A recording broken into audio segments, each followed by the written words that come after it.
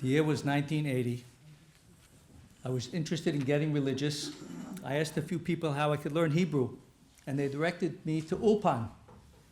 I organized a class of 6 people, and we started an Ulpan in Deal Shul. After a few classes, Joey Bennon poked his head in the classroom and called me out. He asked me with a very serious face, do you want to be Jewish, or do you want to learn Boker Tov? Come with me to Lakewood and you'll learn with Rabbi Abadi. That was the beginning of a life-changing connection. I was coming from nothing, but now Rabbi Abadi was my rabbi. I didn't realize what that meant, but I did understand that he was my chain to the Mesorah. He started teaching me Gemara 2 times a week, Perek Chelik, downstairs in the old 7th Street BMG. With Rabbi Abadi, everything was carefully thought out. I remember in Deal Shul, someone pressured me into making a donation. I wanted to call and tell the guy it wasn't right that he pressured me like that. When I asked Rabbi Abadi, he told me, next time, be more careful before you agree.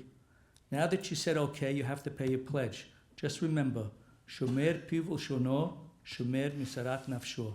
If you watch what you say, you'll save yourself from negative consequences. He guided me through the decisions in how to establish a Jewish home. When my wife and I were dating, I was new to religion, and I was not ready for my wife to cover her hair. My wife said, ask your rabbi. Rabbi Abadi made it clear. It's the woman's law. If she wants to do it, that's it. My wife and I had the amazing privilege of having Rabbi Abadi to turn to for his wisdom and guidance. Aseh lecha Rav, it means that when you have one opinion, your wife has a different opinion, it's clear Rabbi Abadi's word with what we followed. I called Rabbi Abadi at least twice a week. Every time he would answer the phone, he would greet me, Ken Adoni. I was so humbled. My Rebbe was greeting me with such respect. It taught me how to respect others. My sons described the visit to Rabbi Abadi. He had such hadrat panim, but was always so warm and down to earth. When we visited him in Israel, he showed us around the apartment and was excited about his mikveh in his home. When my wife was expecting our first child, she was running to a bris and she tripped and broke her finger. Rabbi, I was on my way to a mitzvah. Why did this happen to me? He answered simply, you need to be careful and you shouldn't be running. Sometimes we look for deep answers. He said it short and sweet and we trusted him. After our first child was a year old, my wife was very anxious to have more children. She spoke to the rabbi. He listened patiently. She told him, but the imahot cried to have children. His answer was, but you're not the imahot. Enjoy each beracha in its time. When many frum women were wearing makeup on Shabbat, it was simple. Rabbi Abadi said no. The rabbi was always ahead of his time. When all our frum friends were still eating unchecked vegetables, Rabbi Abadi made sure we had the first light box in Brooklyn so that we could check our vegetables for thrips and other insects.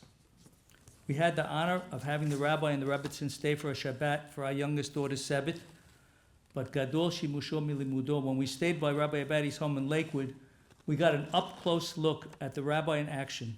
As soon as we arrived, he was busy setting up the crib for our baby. And when we protested, you want to take away my mitzvah, hachnasat orchim? There was a time when close friends of ours were taking their kids out of Ater Torah and putting them in a co-ed school. They had very convincing arguments, but we had a Rebbe. We had a bottom line, and that was powerful. At one point, I thought to work half a day and learn the other half a day. The rabbi answered me, if you'll do that, you'll be a second-rate dentist. My kids felt connections to the other families that followed Rabbi Abadi. A mother in Lakewood that followed Rabbi Abadi had a question about Pesach. The rabbi answered with his gentle humor. She wanted to know how to kosher her broom for Pesach. He responded, turn on the oven to broil and stick the broom inside. When our daughters were dating, he gave us the guidelines. Who is his Rebbe? Who are his friends? Is he koveh etim leTorah? And most important, does she look forward to the next date? I have heard people say that Rabbi Abadi was very lenient. I did not find that to be true. My family lived by Rabbi Abadi. Siniyut, modesty, was a definite priority. It meant that my girls wore tights when they were little. They were in the playground. All the other kids are running around, and my girls are wearing tights.